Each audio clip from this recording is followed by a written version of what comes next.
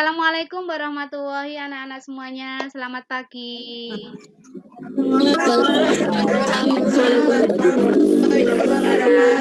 Pagi, Bu. Sehat semuanya? Pembelajaran hari ini alangkah baiknya kita berdoa terlebih dahulu yang akan dipimpin oleh salah satu dari kalian. Nasrul, silakan Ya, Bu. dibicara. Berdoa mulai. Berdoa selesai.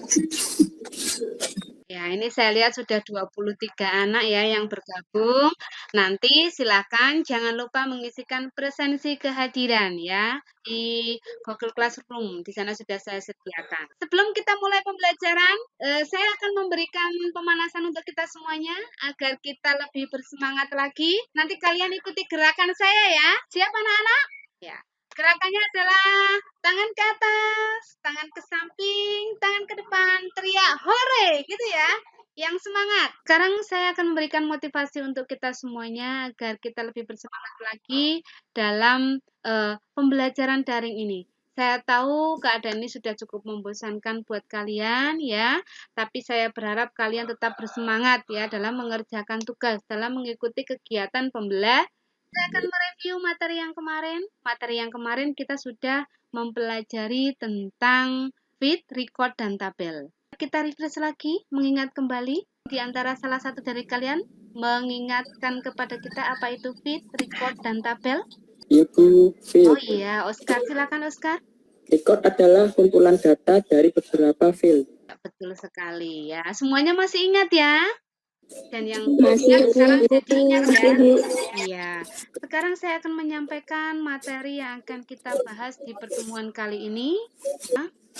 Ya, pada mapel basis data kali ini kita akan mempelajari KD pengetahuan 3.6 yaitu menerapkan record, tabel, dan feed. Kemudian KD 4.6 yaitu membuat record, tabel, dan feed. Tujuan dari pertemuan yang kedua ini yaitu setelah mengamati, berdiskusi, dan mempraktekkan, kalian mampu merancang basis data sederhana yang terdiri dari beberapa tabel dengan tekun dan cermat.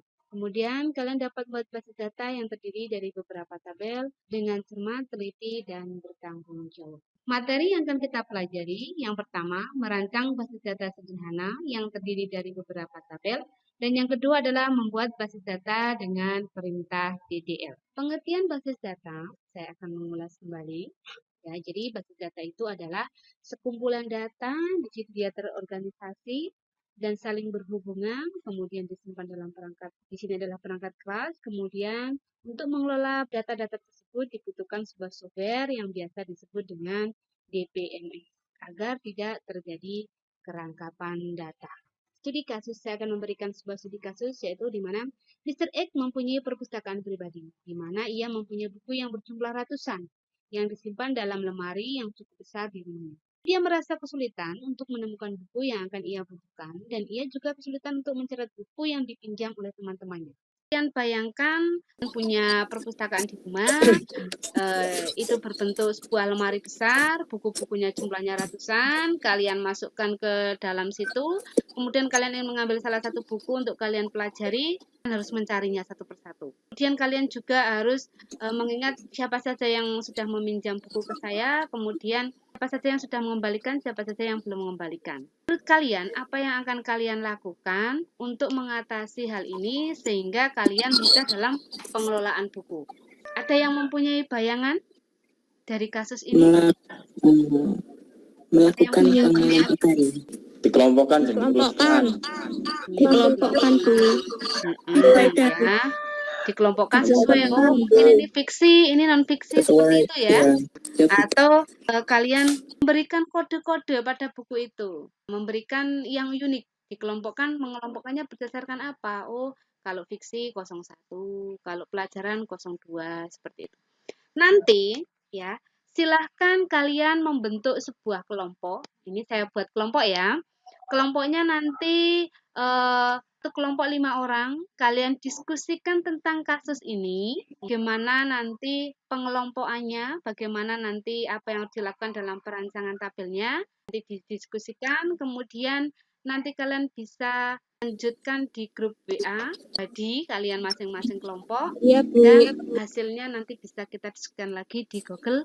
Juga nanti kalian bisa lihat materinya di dalam materi yang saya bagikan di Google Classroom sudah ada gimana bentuk rancangan tabelnya, rancangan database-nya yang bisa kalian pelajari. Ya. Anak-anak, apakah dari materi yang saya sampaikan tadi sudah bisa dimengerti? Bisa. Iya, alhamdulillah. Kita akan lanjut. Nanti kalau ada yang belum dipahami, kita lanjutkan ke diskusi di Google Classroom ya. Kegiatan kita. Ya, sekarang saya akan menjelaskan rangkaian kegiatan kalian saat mengikuti pembelajaran di Google Classroom. Yang pertama, kalian harus mengisikan presensi kehadiran ya. Ada materi yang telah saya share, di sini ada judulnya, kemudian ada tujuan pembelajaran, dan di sini ada materi yang telah saya share tentang sintaks-sintaks SQL, kemudian ada media pembelajaran, dan ada LKPD yang harus kalian sampaikan setelah kalian mengamati dan diskusi dari materi yang telah diberikan. Sudah ada kompetensi dasar, tujuan pembelajaran, materi yang diajarkan, kemudian alat dan bahan yang harus kalian gunakan, ada petunjuk pengertian LKPD, dibaca terlebih dahulu supaya kalian paham, dan di sini ada soal-soal yang harus kalian kerjakan ya. Ada soal perancangan dan soal pembuatan basis data. Kemudian di bawahnya ada rubrik penilaian, ada penilaian persiapan, ada penskoran jawaban ya. LKPD yang telah kalian buat bisa kalian kirimkan lewat Google Form yang sudah saya sediakan di sini dengan mengisikan nama, kemudian kelas dan mengupload file dari tugas yang telah kalian kerjakan. Silakan kalian kirimkan di Google Form ya, yang ada di Google Classroom. Kemudian yang terakhir ada lembar evaluasi. Kemudian di lembar evaluasi ya, di sini ada 10 soal yang harus kalian kerjakan. Soal poinnya 10 ya. Bisa isikan nama lengkap, kemudian kelasnya, bisa mengerjakan soal. Soalnya terdiri dari 10 soal. Dari pembelajaran yang sudah saya jelaskan tadi, kegiatan di Google Classroom sudah bisa dimengerti anak-anak? Sudah, Bu. Iya, bagus. Kemudian, sebelum kita menutup materi pada kali ini, kita akan mengambil refleksi dari kegiatan hari ini, yaitu tentang membuat basis data, DDL, Data Definition Language. Di kalian, adakah yang akan memberikan kesimpulan untuk pembelajaran hari ini? Siapa? Akfi? Silahkan, Dok. Dibuka dulu aja. DDL adalah perintah SQL yang berhubungan dengan pendefinisian suatu struktur database, dalam hal ini database dan tabel. Ada apa saja dalam DDL itu sintaknya? Ada create, ada alter, ada rename, ada drop. Ya, drop itu untuk menghapus ya.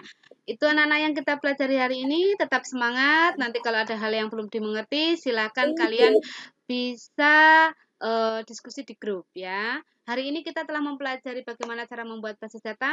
Pada pertemuan berikutnya kita akan membahas bagaimana membuat tabel dalam basis data. Ya, sudah jelas semuanya? Sudah, insya Allah. Sebelum kita mengakhiri pertemuan hari ini, alangkah baiknya kita berdoa terlebih dahulu agar apa yang kita pelajari pada hari ini bisa bermanfaat.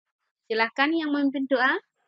Untuk mengakhiri pertemuan kita hari ini, kita berdoa bersama. Doa mulai. Berdoa selesai. Sekian dari saya. Assalamualaikum warahmatullahi wabarakatuh. Waalaikumsalam warahmatullahi wabarakatuh.